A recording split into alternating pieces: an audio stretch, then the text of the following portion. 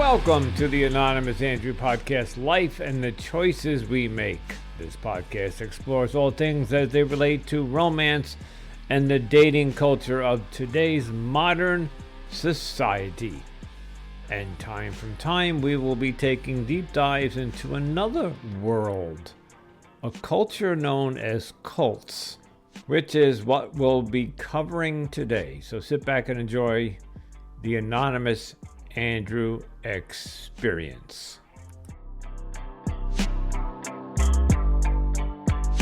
Greetings and welcome to the Anonymous Andrew podcast, Life and the Choices We Make. So you may have noticed a new intro. So there is a reason for that. Okay. If you've been following me as a regular listener, you know this podcast is all about my last relationship and moving forward and basically trying to get my life back and start dating and finding and choosing the right partner. But along the way, I have discovered my interest in cults. And if you go back a couple of months, you'll see a pod series I did with the Twin Flames Universe cult.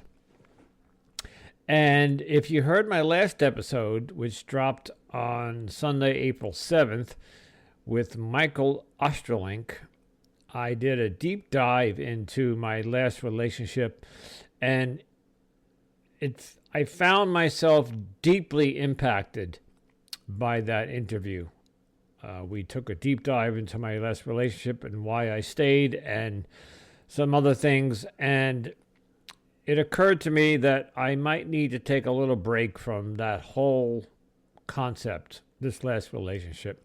So in my travels, I have come across another Facebook group that helps survivors or ex-members or people who have grown up in cults or joined cults and got out of the cults.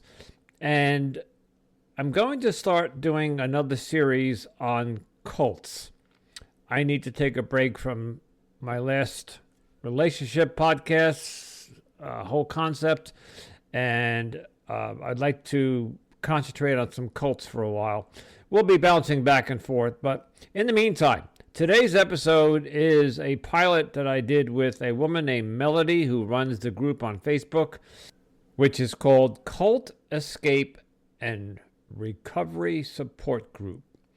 And she stepped forward to do an interview with me. And she talks about the cult that she and her family were part of as she grew up as a teenager. It was called the House of Yahweh. In any event, let's move on to the episode with Melody. And I want to thank Melody very much for stepping up. And many more of these episodes to come as I have other people lined up who are going to share their experience in being a member of a cult. Enjoy this, and we'll talk on the other side.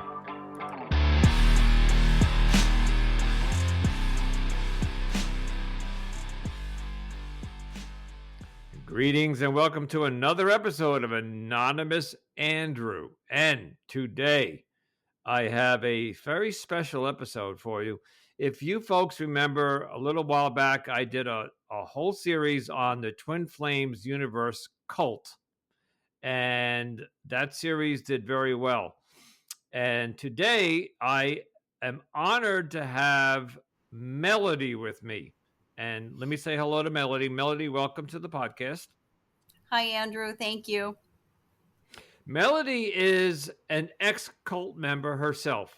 Not Twin Flames, but another cult. So I decided that because the Twin Flames cult series did so well, that I wanted to continue the cult investigation.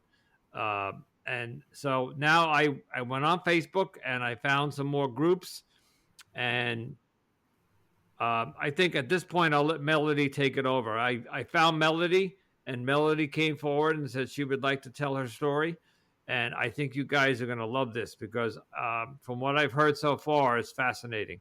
So Melody, you were part of a cult. Take it from there. Tell us right from the beginning, wherever you'd like to start.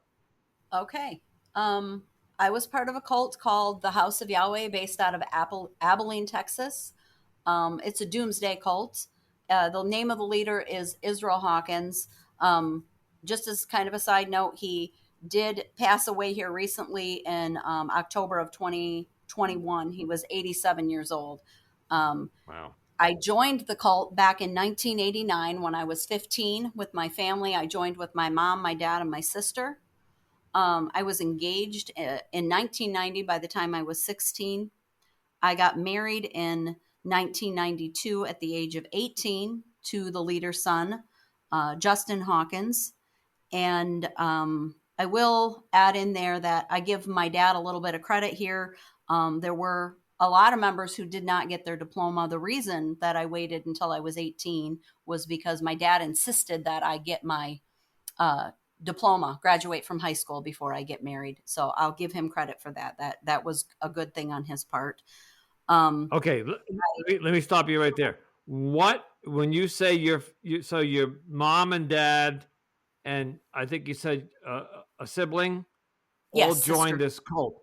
Did you correct. have any say, or was this just for example, when I was growing up Catholic, I'm going to be honest here. I was dragged to Right. Sunday mass every Sunday, right? And because that's what the family did. But I really didn't want to be there. What how did your mom and dad come to find this cult and join it? Well, I will say that my dad was always a person who was searching for what he would call the truth, or what one would call the truth. Um, and he stumbled across some of their literature with his cousin, who was doing the same thing, doing a lot of reading and studying of the Bible. And the I will say the piece of literature that caught my dad's eye that got us involved was called "The Name of the Creator." And basically, the premise of that booklet was that anybody who is praying to God is praying to gods, because the true name of the Creator is Yahweh, and that if you're praying to God, that's why your prayers aren't being answered. And that was the first thing that we read, or that my dad read, about the And organization that brought us in. and who is Yahweh again?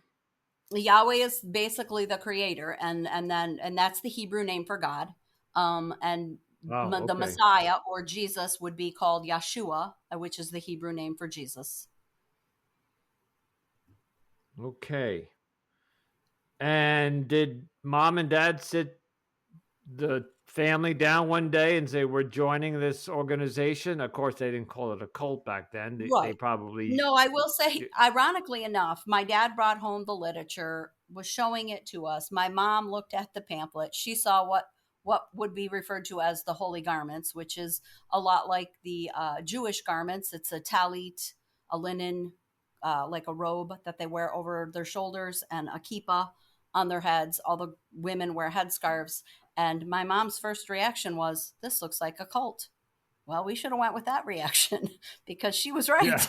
It was, but we didn't. We kind of a little bit ignored the first instincts, and for whatever reason, I believed it too. I mean, and when we went down there, I believed it even more. I mean, our first feast was in 1989, the Feast of Tabernacles, and they said when we first got there, "Oh, by the time you leave, by the time the end of the feast ends, all you new people won't want to go home." Well, there is what I now know as, or refer to as, love bombing, which when you get there, it's like being in a new relationship. You get all this attention. They're interested in you, and you don't see all of the darker layers that are going on in the background underneath. You're just seeing the surface, and what they want to present to you, which is the best parts of the organization, and that's what And they like a put forward. relationship, yeah, and Yes, like a yeah, relationship, we put our best foot forward. Right. Okay, I get it. Okay. absolutely. So Um, you were blown away, I shouldn't say blown away, but when you went to your first meeting or your first presentation or whatever, oh yes, let's keep in mind I was enamored. I was you were enamored. I 15 fully believe. Say that again? and you were 15, you said? Yes, 15 years old, correct. 15 years. So you're very impressionable at that age. Absolutely. Absolutely. Yeah. Okay. That is part of my story too, is that, I think it's a little easier to get brainwashed when you're younger. Yeah. Oh, Um, absolutely. Yeah. what I certainly now believe and see as being brainwashed. Um, I became pregnant with my son at the age of, I was also 18, so he was born when I was 19. He was born in 1993. It was a home birth with midwives. I never saw a doctor throughout my pregnancy. I only saw Wow. midwives, and I had a home birth. Um, he was 9 pounds 4 ounces, first baby, 48 hours of labor. I guarantee you, in a hospital, I was 16 days overdue. In a hospital, they would have done an ultrasound. First of all, they wouldn't have let me go 16 days overdue. They would have induced No, labor they way would have before. induced labor. Yeah. Hmm. And even if for whatever reason that hadn't happened, they would have done an ultrasound, saw that he was a big baby, and they would have taken him C-section. But Yep. um, that was a traumatic experience for myself and my family. My mom and my sister were there in the room. I had him during a feast. There were at least four midwives in the room. It was, kind of this crazy experience. And, having said that, and having seen, even as traumatic as my home birth experience is, I will also share that in this cult, after I left, um, a friend of mine died in childbirth, um, because Wow. they did not believe in calling doctors. She hemorrhaged to death. And Mm. after she had it was a baby girl, her second baby. And so, yeah, I think about how traumatic mine was, and I know that mine is nothing compared to what she suffered and her family suffered after her loss, because her siblings and I her mom were also in the cult. now I don't know if this varies by state, or how, or if the state can't interfere, but how is that dealt legally? So there's a woman who dies giving birth to a child because she hemorrhaged, and they didn't call 911. I'm assuming. No, Is there any I legal I think recourse? there should have been. I know there's been investigations. I can tell you right now, there is a current investigation going on in that organization of, you can look this up, Andrew Clarence in the House of Yahweh, recently, just earlier this year, died under suspicious circumstances. His wife was not part of the organization, and that is currently under investigation. There is a lot of suspicion that possibly the county is involved in some kind of collusion, maybe being paid off. I don't really know all the details, but what I do know is that supposedly the uh, the autopsy results said that he died of a heart attack, but they also said that when they were giving CPR, and this was, the head security at the House of Yahweh supposedly found him in this condition, started giving CPR, and said he had a pool of blood under his head, and he had blood gurgling out of his mouth. Well, that's certainly not symptoms of a heart attack. You don't have blood No, pooled up no, around you from a heart attack. That no, that doesn't even make sense, that would be what the autopsy revealed. no. So That sounds that like a that head is trauma. currently under investigation. And Yeah, I know his wife is getting, other higher government organizations involved in that, because she felt that the county did not properly investigate that death. And um, another suspicious thing about the group too is that they do have a cemetery there, but everyone's buried in the same cemetery, pine boxes, but none of them have headstones. It's all just plaques with the name Hawkins, which I'll get back to that, because after I left, everyone was required to change their last name to Hawkins. Um, and I think that was because, so we'll swing back around again. I'm going to go kind of backwards here a little bit. They started teaching sure. multiple marriage about the time that I was pregnant with my son. And that was actually the reason that I ultimately ended up being excommunicated, was because I did not agree with the multiple marriage teaching, and I was not. very quiet about the fact that I did not agree. And especially being married to the leader's son, he did not like the fact that I spoke out. Okay.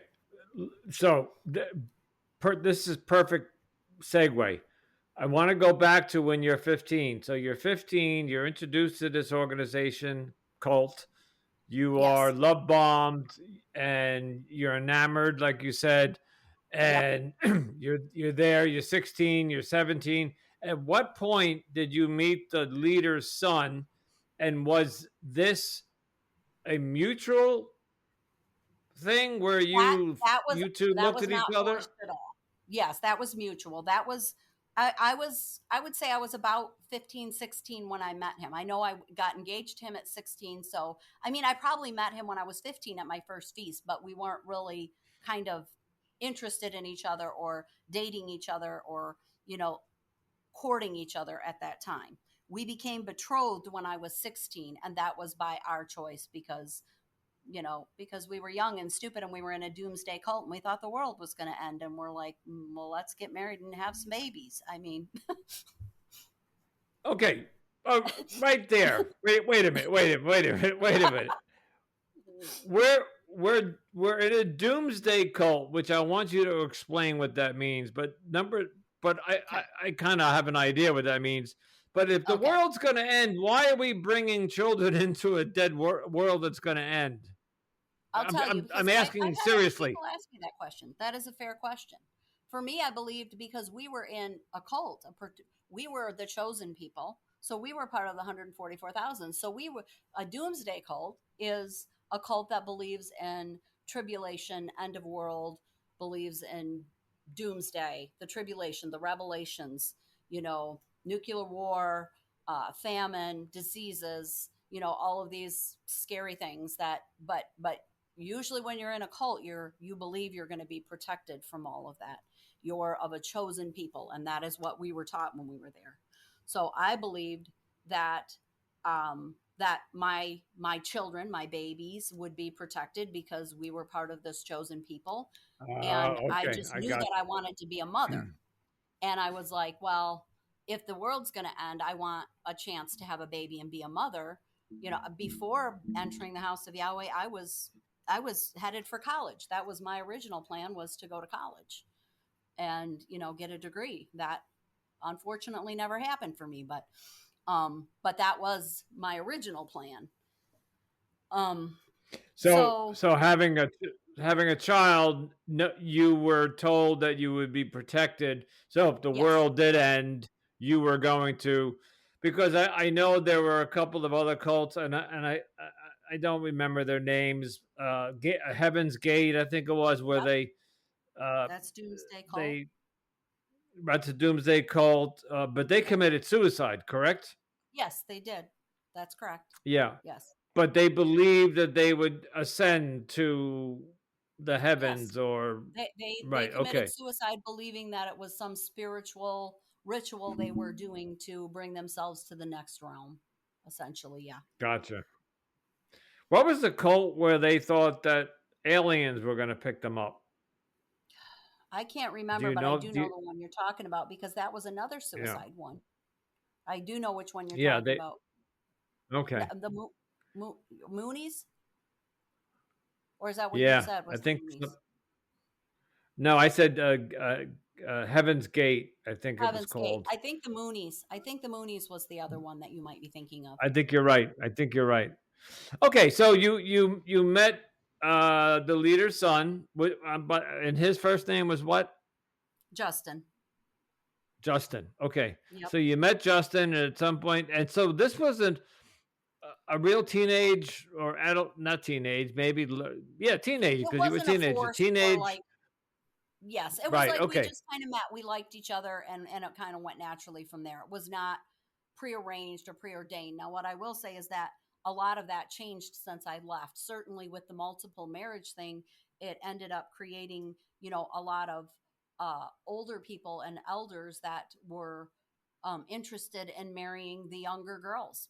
That is kind of of tends to course. be what happens. Yes. And Okay, of course, then they want to chase away all the younger men because they don't want the competition of young men. They want to have first dibs on all these young women. eventually, after I left, they literally built a wall down the middle of the sanctuary where the women were on one side and the men were on the other, and they were completely divided. Same with their feast grounds. They built a fence in the middle of their feast grounds. The women had to stay on one side, the men on the other. Hmm. So, and the other thing that changed after I left too is that the women's dress code became more strict. Now we had to cover our knees. We couldn't wear, like, we could wear like Bermuda shorts that came down past our knees, but we weren't supposed to wear anything that was above our knees. Now they wear, at least last I knew, it's possible their dress code may have changed, but last I knew, the women now wear like almost burqas, like they don't show their ankles, they don't show their wrists, they don't show their face except their eyes. They have to, uh, yeah, it's Al- crazy. al- almost like the Muslim faith, where Yes, the women that have that to would be be that completely would be covered. Okay. the Muslim, the salad bar of religions. That would be the Muslim part, because he pulled a little bit of all of the religions into it. He had, the Judaism where they followed the 613 laws and the clean food laws. He had the Christianity where they did believe in the Messiah, called him Yeshua instead of Jesus, but did believe in the Messiah. The Mormonism, I would say the multiple marriage and the changing of the last name to Hawkins, that's pulled from Mormonism. That's what Joseph Smith did when the Mormons started doing the multiple marriage thing. And I'm pretty sure Ezra Hawkins did that. So if the government ever came in and raided the place, everybody's Hawkins, all the women are Hawkins, all the children are Hawkins. So it's very difficult for the government to figure out who's married to who, whose kids are whose, without doing extensive DNA testing. It's very confusing when everybody has the same last name. So it kind of Uh, throws the uh, government for a loop. yeah. Well, and I'm sure that was done on purpose. Oh, The Mormons, is that the Church of Latter Day Saints? yes. Yes. But Okay. I do think the main part of Mormonism now kind of denounces multiple marriage, as far as I know. And it's more like uh, the offshoots of Mormonism that still teach the multiple marriage or do multiple marriage. But Okay. Latter Day You Saints as a whole, I think they say they don't do multiple marriage anymore. The okay? official organization. Uh, you had mentioned Scientology, was and that was also I will say that the integrated. part that where, yes, Scientology. I think the part where he incorporated Scientology is, if you've watched any of the episodes of Leah Remini and the Yeah. Scientology stuff, when they would do the confessions, he started doing that, having people confess all their sins and keeping all of that information, having it written down and recorded to be used later to try to blackmail people when they would leave, to say, well, we're going to release every bad thing you've ever done to whoever, your family, put it on Wow. social media. So he put, and I think that was pulled from the Scientology beliefs and the Scientology religion. Uh, and Well, I can't let's remember if I let's mentioned talk. another. Go ahead. Yeah, and another one did pop into my head, and I forget what it was, but there's another popular religion slash cult, and it'll come back to me. Let's go Mm, back to. I want to talk about something that, like, the Twin Flames universe is doing. okay. How did they sustain themselves financially? Oh gosh, ties mostly. They did have a lot of people that lived out of town, but they also did have people that lived in the area. Most of the people that out of town were the bigger tithes, people that sent in bigger tithes. Now, if you lived out of town, you did have to attend the three mandatory feasts a year, which was the Feast of Unleavened Bread, the Feast of Pentecost, and the Feast of Tabernacles. Those were the three main feasts. You had to, no matter where you lived, travel to Abilene, Texas, and stay on the grounds for those feasts. Uh, the bigger ones are the Unleavened Bread and Tabernacles. Those are 8-day feasts. Pentecost is a 1-day feast in June, I believe. Usually falls in June. Um, but the tithing was basically, you had to, off the top, tithe 10% of all your income. Then you had to put away Okay. the next 10%. You had to put away, and you could only spend it at the feast, which a bulk of that ends up being spent on the House of Yahweh grounds because you're there for 8 days, right? And then Right. every 7 years, they had what they called the third tithe, which was supposed to be to take care of the widows and orphans. I'll add that I never saw any widows or orphans cared for, but you had to put another third or another 10%. So that ended up being 30% on those third tithe years. Ironically enough, I was only in that cult for 5 years, and we paid the third tithes twice because they claimed they messed up on the dates, and we messed up the year of the third tithe, but they weren't giving anybody any refunds or credit for when they had paid 2 years ago for third tithes. We're just going to have third tithes again this year because we realized that we messed up on the dates of when that's supposed to fall. Obviously, Right. just wanted more money. Yeah. Yeah. I don't think they messed up. I think that was their Yes. excuse. And then All they right. relied on offerings too. Yeah, like donations or Yes. And anybody who worked for the yeah, organization was, considered a volunteer. They got paid very minimal. like Twin Flames. They, Yes. as a matter of fact, Yes. some of the Twin Flames people don't get paid at all. They were all volunteers. All right, Right. Exactly. let's go back. Back to your story a little bit. So Okay. the cult. I'm sorry. I'm writing notes down here, but I can't write Oh, fast that's okay. enough. 1989 was when the cult started, or when That, you no, joined. that was when I joined. That was when I joined. I do believe that they started, I believe, in 1980. I'm not 100%. I would have to look that up, but I believe it was Okay, 1980. Um, and so he you claimed to be married. one of the two witnesses spoken of in Revelations. And there's another I'm House sorry. of Yahweh in Odessa, Texas, and his brother runs that House of Yahweh, and he claimed that his brother was the other of the two witnesses. Uh, and they are they they're They're blood together, brothers. That was his brother. blood brothers. Okay. But I will say, basically, they had a difference of opinion of beliefs, and that's why they parted ways. Okay. So 1989, you joined. You're 15, I think, years old. Yep. You meet Justin, and around 18, you say you get married. So that brings you into the early 1990s. You Yep. have your first child. And can 93, I ask, correct? your 93, your first and only child with Justin, or did you have more? My first and only child with Justin. I do have two other children now with my current husband, but yes, that was my first and only child with Justin. We did not Okay. stay married. Okay. So talk us through that. You did not stay Okay. together. Yeah, we essentially when they started the multiple marriage teaching, um this will come as no surprise to most people, but the reason they started the multiple marriage teaching is because my ex-father-in-law got essentially caught cheating with his secretary, and basically said, I have not sinned. I have done nothing wrong. She is my other wife.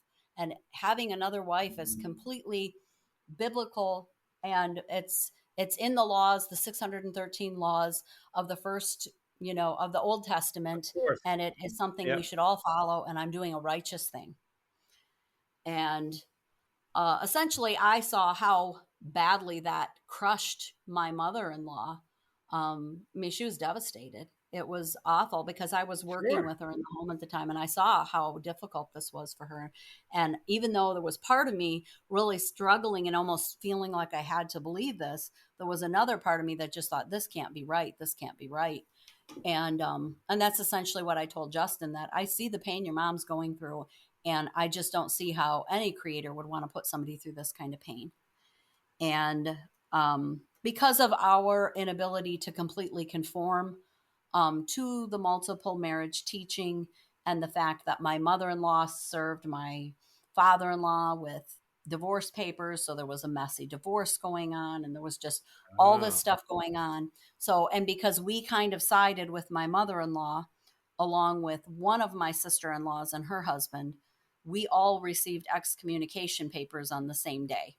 So it was my mother-in-law, myself, my husband, my sister-in-law, and my brother-in-law. All were excommunicated on the same day.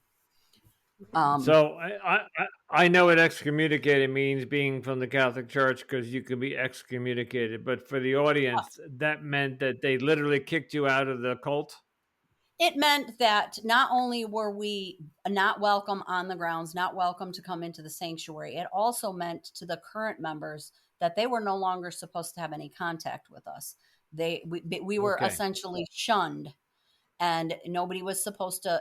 And that's that. I guess that's the Amish part. The Amish part of the salad bar of religions. He pulled in the Amish shunning. So we were shunned, and nobody was supposed to talk to us or communicate with us or have anything to do with us. And that was in July of 1994. Justin and I, shortly after that, we ended up in August of 94, we ended up leaving and moving back to Michigan.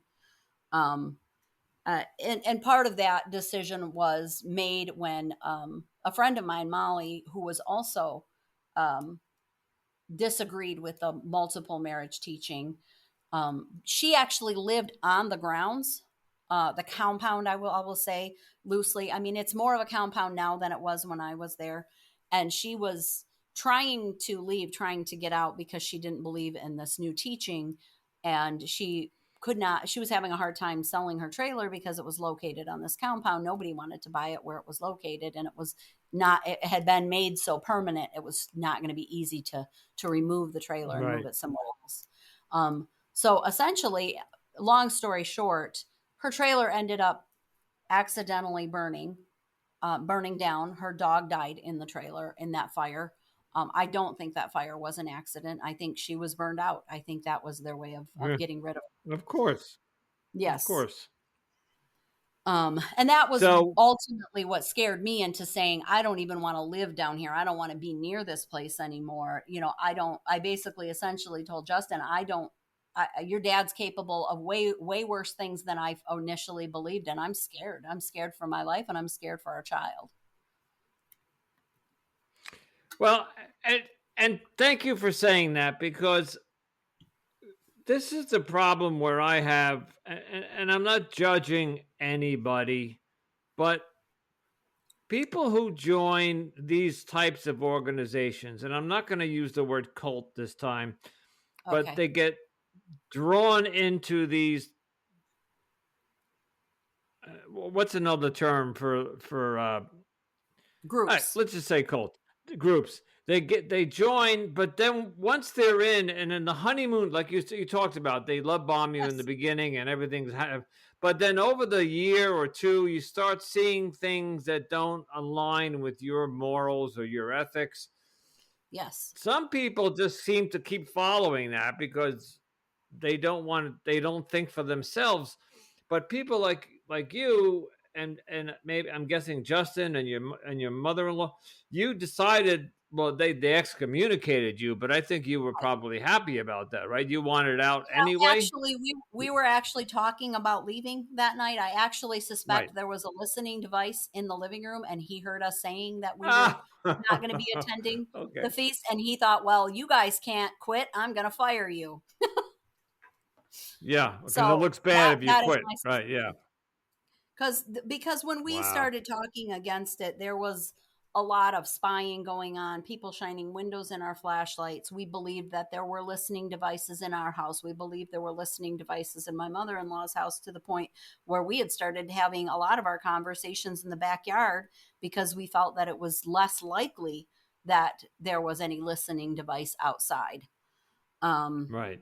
and there was a lot of pressure for not complying. There was a lot of pressure put on us by, people that we considered our friends, people that we cared about, to basically, you have to comply. You have to believe in this. This is what the teaching is, and this is the law of Yahweh, and you have to accept it. And I was just like, I don't think I do. I don't think I do have to accept this, and I don't think I want to. Right. And, Um, and, and that's the part that I'm grappling with, is that so I'll use Twin Flames again as an example, only because Yeah, that's the you're last familiar with. cult that I investigated. Yes, They there are people that are, even after the Netflix documentary, so, and Jeff was exposed, and they still stayed. As a matter of fact, they supported him. And Shalia, it just baffles me that people sometimes can't think for I can themselves. tell Like you there's, that you find ways to justify it, because I can tell you, even at the point like my father-in-law saying that he was one of the two witnesses and his brother was the other witness, and after we had been there before Justin and I got married, so I'm going to guess it was sometime in 1991, that his brother ended up dying, and we're like, well, his prophecy did not come to pass, right? His prophecy did not come right, to pass because his brother could now not be one of the two witnesses because he passed away, he died. And but in your mind you find ways to say, well, maybe it was just an honest mistake, maybe it's not his fault, maybe he got it wrong. You find ways to justify when those prophecies don't come true. So having been in that position, I can understand how you mentally think, well, just because it's the right place doesn't mean they're perfect and they have all the answers. You still find ways to convince yourself to right. stay, even when there's a part of you that knows you should go. It's a very internal struggle, because, and especially for people that end up moving down there, because their life is so wrapped up in it. Everything they know is in it. They usually invest their money in it. They've invested their home in it. If they bought a home down there, all of your friends are now in the cult. So you're like, I'm going to lose all my friends, possibly your family. Right. It, so it's a big loss, and so you mentally can tell yourself to accept things that in a normal situation you would never accept. And I can relate to that. I'm going to just divert for a second to the premise of this podcast is that I was in a relationship for 3 years, which of two-thirds of that relationship was full of cheating and gaslighting and infidelity, but yet I Yeah. stayed. And Yes. I And knew you deep down in convinced my yourself. gut. It's very similar, Andrew, Yeah, very similar to that, yeah, where you try to tell yourself it's going to get better, it's not as bad as you think, or, right. you tell yourself what you need to in order to stay for that moment, to just get to the next day. And sometimes those days turn into months and sometimes they turn into years. The years. Yep. Yeah, Yes. absolutely. Until one day you finally come to your senses. And in my Yes. case, where I had to walk away. So, okay, let's talk about. So, in 1994, I think you said is when you Yes. finally what you were excommunicated Yep. and you moved with Justin to Michigan, Yes. correct? Okay. Yes. With your child, and your Yes. child is now, I'm guessing, He was maybe five, not quite a six year. years. He was not quite Oh, a year right. old. He Okay. was He was. born in 93. How So he was long still in, did you and go ahead. go ahead? He Oh, was still in what? he was still an infant when we left. So he Okay. doesn't, he has no How, memories of the cult. no memories. Okay. And how old is he today? 30. 30. Okay. And I'm assuming he's living a normal life and Yeah. Yeah, he is. is he happily? Yeah. Good. Okay. He's Good for not, he's him. not married. He's got a Um. long-term girlfriend. Okay. He So he actually he doesn't he live doesn't he really. actually lives about 3 or 4 miles from the Twin Flames house, ironically enough. He lives in Suttons Bay. He lives right down the Let's hope road. he doesn't. Let's hope he doesn't get involved with them. No, Um. no, So so how long did you and Justin hang in there as a married couple? not long. I would say, I think we were married a total of like 3 years. So we were divorced by 95. Um, Wow. and it was pretty quickly after that things started going downhill. Um, he had, we, first of all, when you marry somebody in a cult, I know a lot of the young people that I was friends with there, we all got married young. And I can hardly think of one couple that's still together. to this day, because when you marry in a cult, you're marrying little cult versions of each other, meaning you're kind of Right. conforming yourself to be in this group. So you're the cult version of yourself and you're marrying the cult version of the other person. And when you You're leave the equal. cult, Right.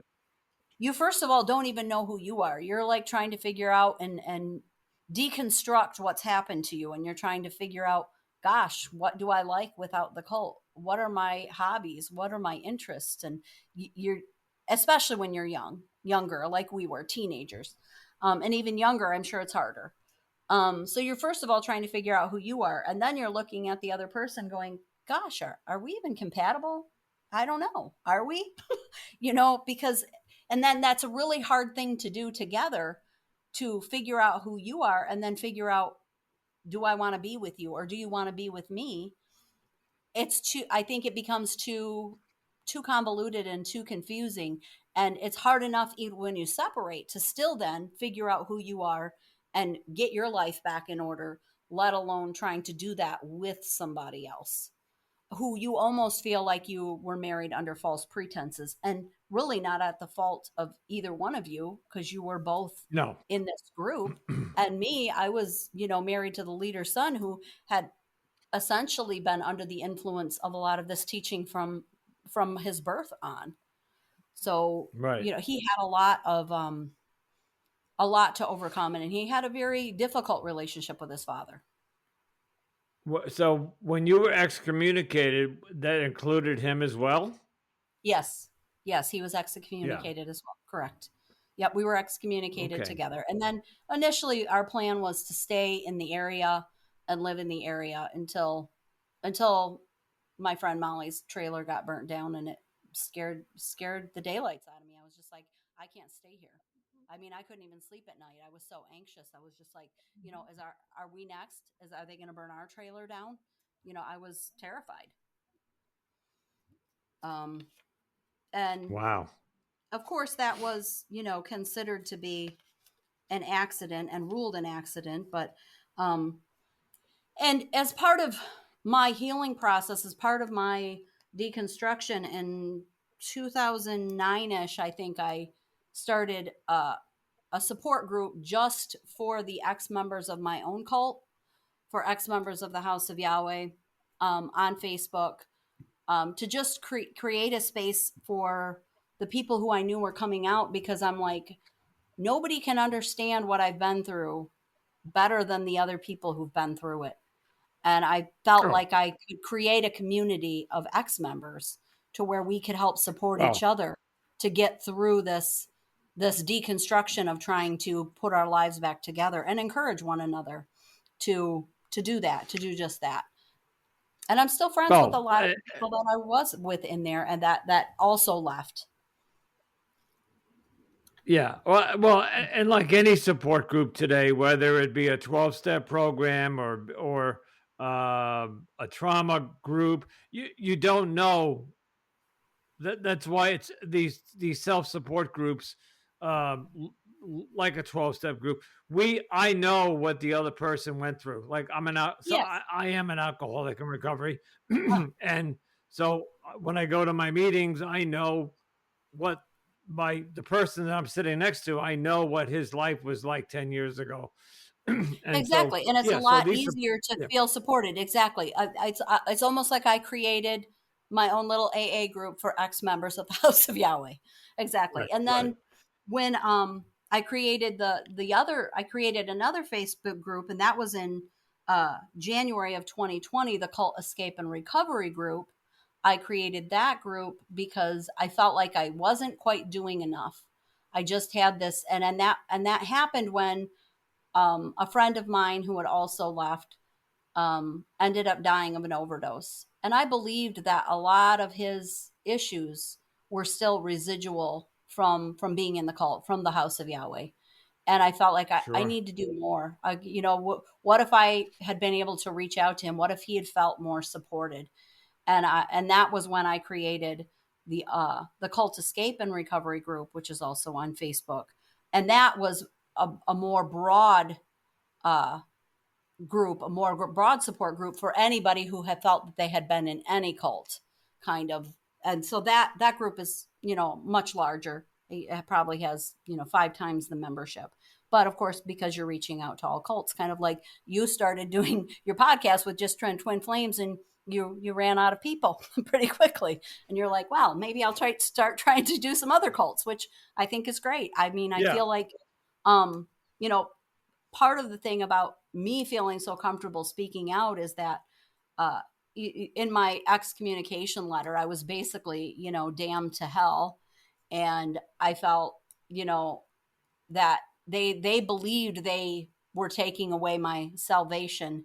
And I feel that some of these things that I've done, like create support groups and speaking out the way I do, I'm very open about my story. Anybody who asks, I'm always willing to share and tell, and talk about my experience, because I feel like I don't want them to have that power over me to where they feel like they still can control me. They're hushing me. I don't want to Yeah. feel muzzled. And when I first started doing it, I was scared. And some of that was the mental control that was still left in me, that I thought, well, are they watching me? Do they know I did this? Did they send somebody up here? Go to the grocery store, look over my shoulder, is somebody there? And basically, essentially what I ended up realizing is nobody was ever there, except they'd gotten into my head. They weren't really following me, stalking me, watching me, but they had gotten in my head enough that I believed that they might be. And that was enough to still create. And I'm like, this is still some amount of control. And I just wanted to get past that. And I knew if I just sat with that discomfort long enough, eventually I would realize, and I did eventually get to the point where I was less and less anxious about it. But it did take a couple of months of feeling very anxious. Um, and that's even later on. We're talking in 2009 is when I was doing that, and I had been out of the cult for a good, what, 10 years. 10 years. Well, maybe not. So, Yeah. but early on, Well, I you left. remember some of my more traumatic experiences of PTSD, as I'll call it, when I first left, where when I first left and moved to Michigan, we in the House of Yahweh, the Sabbath is on Saturday, and I got a job at Burger King, and I was scheduled to work on a Saturday, which is against the teaching. You don't work on the Sabbath. And the first day I was scheduled to work on a Saturday, I had a complete and utter panic attack. I called them and said, I can't come to work, take me off the schedule. I was just a wreck. And I'm like, why am I doing this? Because still in the back of my mind, something told me, and I believed, I was like conditioned to believe, if I went to work, I was going on Saturday, I was going to go to hell. Yeah. It's called brainwashing. And Oh, I'm sure absolutely. you're very familiar. Yeah. Absolutely. Yes, it was. Yes, And, very and, conditioned and, to believe. and, and to go back to your point where I think you didn't use the word intimidation, but these, when, whether you leave this cult or speak out against them, they have ways to intimidate you, even when you're long gone. Um, Yes. so when I did the Twin Flames um, series, it wasn't that I ran out of people. I I had talked to 20 people, and a lot of them were in the Netflix and Amazon documentary. And we talked about this off Right. microphone. They just weren't willing to come forward. Yes. I don't know. It was either out of they didn't want to be uh, uh, intimidated. Now, what's interesting was, and I'm going to say this honestly and openly, I am a small independent podcaster. Right? I have 10 to 15,000 listeners, and by today's terms, it's called indie pod. I'm not Right. produced by any kind of major thing, but yet somehow, and I can only imagine how it got back to Twin Flames and Jeff that I was doing this pod series. And one Mm, day, not too long ago, on my TikTok, I get a little, I guess, what do they call them, push notification like a that medicine. says Okay. Twin Flames Universe is now following you on TikTok. Oh gosh. And I was like, holy shit. What, where, how did they know? And how did they find me? And obviously, it was probably somebody in the group who Right. we thought that there were some spies in the group. Um, and for one day, I felt, am I in danger? Like, Yeah. is he going to? And then I spoke to a couple of other people, and they said, no, that's just an intimidation thing. He wants you to know that he's aware of you. And then 2 days later, they unfollowed me. So it was No. simply an intimidation thing. It was just simply, Yep. hey, we know who you are. We're watching, but nothing came of Absolutely. it. And yeah, but Yeah. but It was a this mental is tactic. They wanted to get in your head. exactly, and, and, Hmm. and this is this. You know what? This is kind of why when I did the Twin Flames, when I went to the group and asked if I could do a podcast, a lot of them asked me why. And when I came to your group, I think maybe one or two people asked me why. This is why, because I don't think people really know what's going on in these cults. And even No. after you leave these cults, how damaging it is, the trauma that you went through, the fact that it's 20 something years later and you're still dealing with it. Yeah. You know, Yeah. you're you still have, for you not, I mean, I know this wasn't recently, but when you were working at Burger King and you had this thought in your mind that I can't be Yeah. working on a Saturday, that but you had already left, right? Yes. So I had already physically it, left, but mentally, they were still in my head. And, that wasn't even the worst of it. I didn't put a Christmas tree up in my house for 17 years because I believed it was pagan and I'd go to hell. I that I I went wow. 17 years without putting a Christmas tree in my house. I've been putting a Christmas tree. Now I go all out for Christmas because I say I'm making up for lost time. Um, Can I and can I I ask a didn't eat personal pork for question? 20 years. Yeah, go ahead. What do you identify now as? Like, what religion do you I would say follow? Or that I don't believe in organized religion. I consider myself neither do I. spiritual. Okay, I good. consider myself spiritual, but I will never belong to another organization because I feel like really any church or organization is vulnerable to possible corruption because they're all ruled by people. Oh, oh, Yeah. And Melody, people are fallible. the the Catholic Church is a cult. Yes. Yeah, Yes. maybe not in the terms of Twin Flames or House of Yahweh, but it's a large organization which brainwashes people into giving up With a their money. charismatic My leader. parents, yep, Yeah. which is called the Pope and the Bishop Yes. and various other leaders. And of course, they built schools. Like I went to Catholic high school and grammar school and Catholic college. Um, and of course, today I'm like you. I ran as fast as I could, and I don't believe in organized religion. I am too spiritual.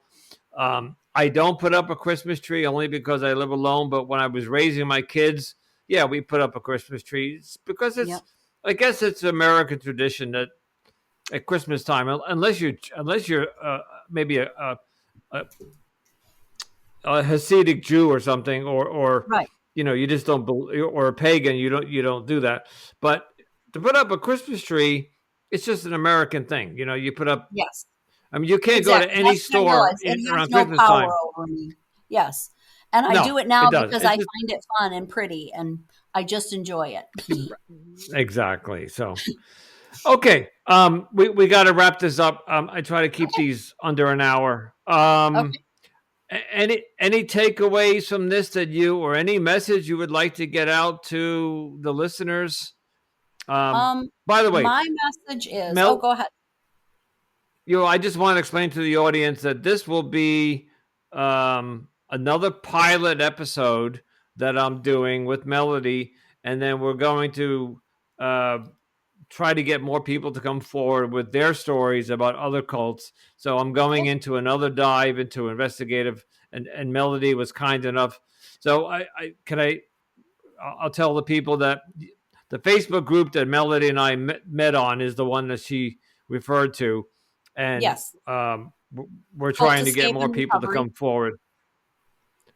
Yep. And Cult I will Escape and share, I will Recovery, share it's this called. cult escape and recovery, and I will share this podcast episode on on the group to see if there's more people who want to share their story. So my takeaway would be this, that um, I think that when you find and I know that the timing is different for everyone, but you'll know when it's right, when you feel it's right to share your story and come forth and speak your truth. It actually is, for me, and maybe not for everyone, for me, it has certainly become part of my healing process. And I feel like if sharing my story can either help one person to not join a cult, or help one person who thinks they may be in a cult to leave a cult and get the courage to believe they can leave and their life will be okay and things will get better and they can get out and move on with their life and have a normal life. If I can only help one person do one of those two things, then I feel like sharing my story is worth it. And what I went through has some purpose. And I would like it to have some purpose in my life and in the lives of others. And Melody, I think you're doing exactly that. And I'm doing something similar, but not at the level that you're doing it at. But I am not monetizing. I don't get paid for this. I am doing this simply because I think people are being drawn, sucked into, like you said before, into these cults. Yes. And I spoke to somebody during the last series. Why would somebody join a cult like Twin Flames? Well, they're lonely, they're heartbroken, they want to Yes. be part of something bigger, they want to belong to something, yada yada yada. All And true, but I will I say think this. they This is another interesting quote. Nobody actually joins what they believe is a cult. They believe when they join it, they're oh either right. believe they're joining, they don't know it's a cult until they're in it. They don't know. No. They Right. think they're either Right. joining a religious organization, a self-help group, something like that. A political group. So it's not until they're in it that then they look around, and maybe not until they're out of it can they look back in retrospect and say, "Oh, that was a cult." Because I couldn't use the cult for years after getting out. I probably didn't use the cult for 7 or 8 years until I finally came to the realization, "Oh, that was a cult." Wow. Amazing. Well, I have some thoughts that I'll discuss with you after we stop recording. Okay. Okay. Um, some good thoughts. Okay, so I'm going to put in the show notes. So on a podcast is under a podcast is show notes, which is like a Mm-hmm. description of the episode.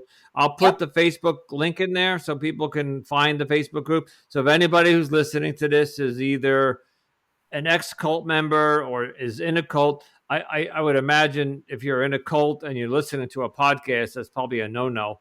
But Probably. if you happen to be listening, right? If you happen to be listening and you would like to reach out to Melody or I'll put information on how you can reach out. Well, Melody will be in the Facebook group. I'm not going to put your Yep. information there, but my Yep. information will be there. Melody, I want to thank you so much for being brave and coming forward and telling your story.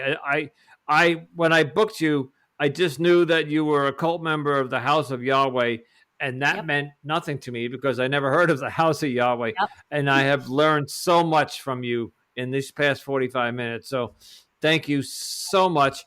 And I have a little feeling that we haven't heard the last of Melody. I'm going to talk to Melody about something after we stop Okay. recording. So, all right, Melody, Well, thank have you, a Andrew. great I evening. have thoroughly enjoyed it. Yes, I appreciate you having me on the Okay. show and letting me share my story and speak my truth. Okay, you're welcome and thanks.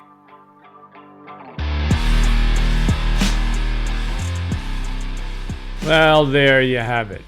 First pilot of the second series of my pod series of cults. And Melody, I thank you so much. You really stepped forward, and I think she gets the concept of what I'm trying to do here. And so while we're lining up more guests, and it's, of course, this is the whole thing about podcasting, is the bookings and the schedulings and the recordings and the timing and all of that, and trying to put it all together is it's a lot of work. So I'm going to reach out to Melody, and hopefully we'll get the next recording going. And in the meantime, I urge you to stop and give me a review. Down below in the podcast on Apple, there is a spot you can leave 5 stars if you think I deserve that. And on Spotify, if you're listening on there, you can leave each episode a review. And if you're enjoying this podcast about the cults, or even the podcast about heartbreak and relationships and dating and all that, please tell a friend. And this is the part of the podcast when I tell you to choose wisely. And it normally refers to choosing somebody as a partner wisely. But in this case, I'm just going to ask you to choose wisely in life. When you have a decision to make, think about it. Like joining a cult. Even though I know you don't think it's a cult in the beginning, but do your homework. Look into it. And think about, why am I doing this? Okay, I'll leave it at that. Anonymous Andrew, thank you for listening, and we'll talk to you very soon. Ciao.